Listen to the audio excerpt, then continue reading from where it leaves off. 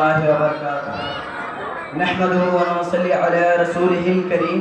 أما بعد، رئيس الحفل المؤقت، إخواني وأخواتي في الله، أريد أن ألقي أمامكم كلمات حول الموضوع الصدق والكذب.